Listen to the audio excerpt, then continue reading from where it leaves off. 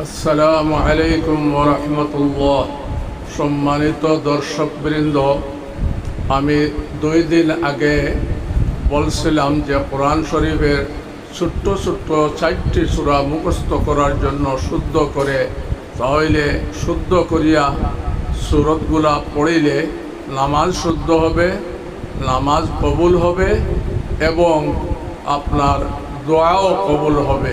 এই জন্য কোরআন শরীফের সবচেয়ে ছোট্ট সূরা ইন্না আ'তাইনা বলছিলাম, নিশ্চয় আপনারা মুখস্থ করেছেন শুদ্ধভাবে।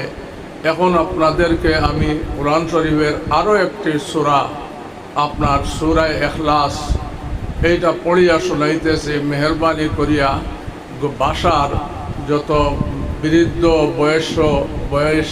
বয়সী বাচ্চাইনতুকে শোনাইবেন আর মুখস্থ করাইবেন, যেন শুদ্ধ করিয়া মুখস্থ করতে পারে।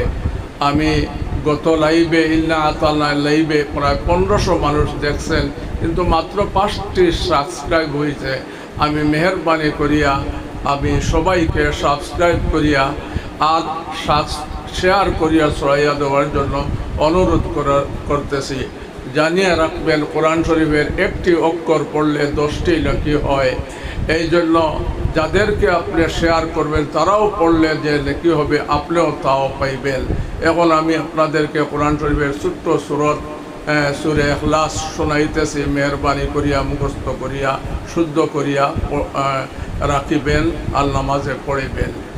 বিসমিল্লাহির রহমানির রহিম।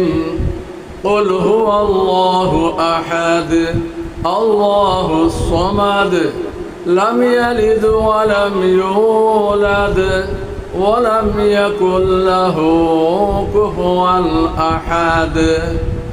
এই ছোট্ট সূরাটি আপনারা বাসার মধ্যে পড়তে থাকবেন, শোনাইতে থাকবেন সন্তানদেরকে, নিজেও শুনতে থাকবেন আর শুনিয়া শুদ্ধ করে মুখস্থ করিয়া নামাজের মধ্যে পড়ার জন্য অনুরোধ জানাইতেছি।